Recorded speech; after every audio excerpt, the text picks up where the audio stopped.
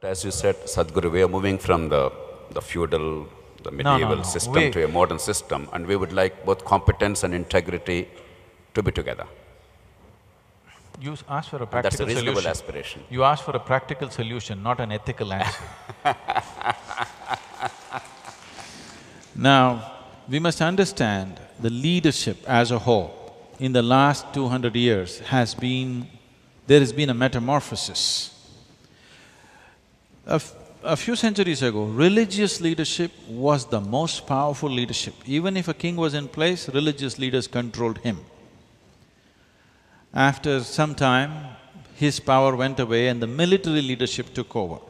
We suffered the dogmatism of religious leadership and came down to the tyranny of the military leadership. Then we have moved on in the last 150 years on this planet to the confoundedness of the democratic leadership. A simple decision that one man can make, 540 people sit together and they can't make a decision in 10,000 years.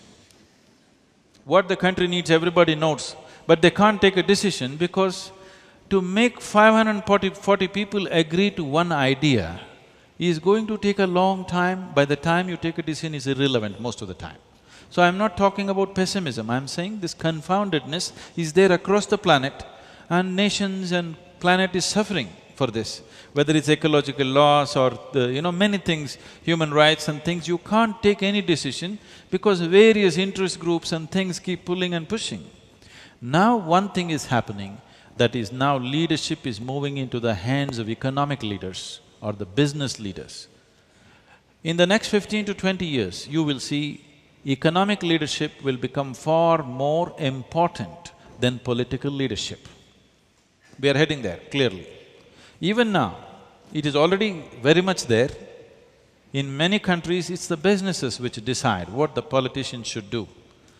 We have done a different kind of job. We have an economist as a prime minister. The fact is, he's not a politician because he can never get elected. He's never been elected. So we are not following democracy because democracy happens by election. Right now we are running the nation by selection.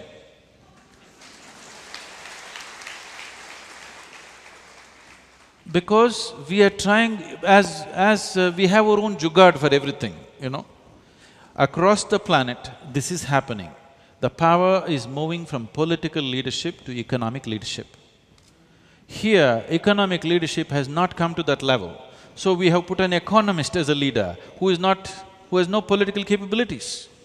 In a democratic society, a political leader means if he stands up, 1 million people should stand up with him. Only then he is a political leader. Otherwise he cannot be. So now it is moving into the hands of business. Always we have seen business as vested interest. They have the tag of vested interest hanging around their neck. This is a responsibility, I don't know whether they will stand up to it.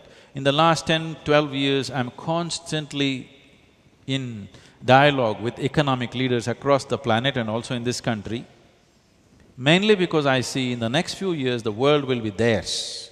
But they have always been seen as vested interests because these are people who are operating out of personal ambitions. To transform them from personal ambition to a larger vision is the most significant thing we need to do right now. Because whether you like it or you don't like it, the power will shift from political leadership to economic leadership. If you don't shift it consciously, it will move from economic leadership to criminalization, because a criminal is a businessman. Personal ambition is what is driving him. But he doesn't go by the law, that's all the difference is. And now you see, many business people are also not going by the law, because law is ambiguous and law is enforced ad hoc. It's enforced on me, not enforced on you. Now I think, why should I go by the law? I will also find some other way to do it. This culture is setting in. So if we do not shift this consciously, unconscious haphazard shifting will happen, naturally criminals will become leaders. You should not be surprised.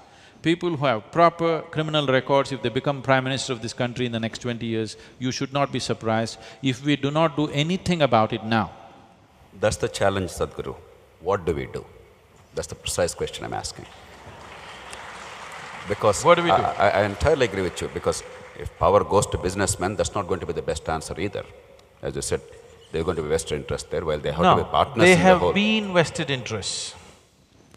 About 10, 11 years ago, in the World Economic Forum, I coined this word called inclusive economics. Since then, this word has been bouncing around in many places, even the prime ministers of the nations are talking inclusive economics. If a more inclusive way of approaching economics happens, a businessman is a good leader because the thing about the businessman is he's flexible. He doesn't believe anything. He has no qualms about anything. If the deal is good, he will do it.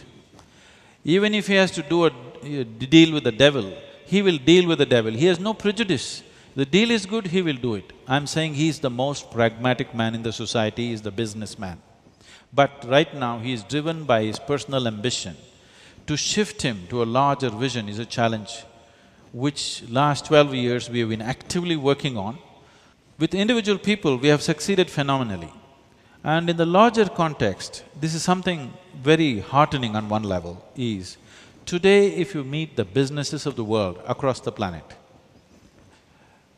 like never before, there are many business leaders who are thinking how to do business in such a way that it will do some good to the world. It is very important, this, because a business activity means just this. If I make some transaction, it is beneficial to both of us. Only if it is beneficial to both of us, this activity will be sustained. If it's only beneficial for me, it will not go on. Only beneficial for you, it will not go on. Whether it's marriage or marketplace, this is true, isn't it? If it's only beneficial for one person, it is not going to last. Only if the transaction is beneficial for both, it will last. So in that context, the world moving towards business leadership is a good thing, but the business leadership has to mature and evolve, which needs to be worked at.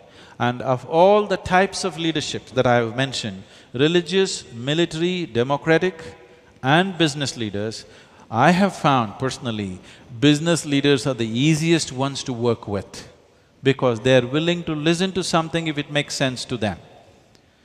Religious leaders will not listen to anything because they already got instructions from elsewhere.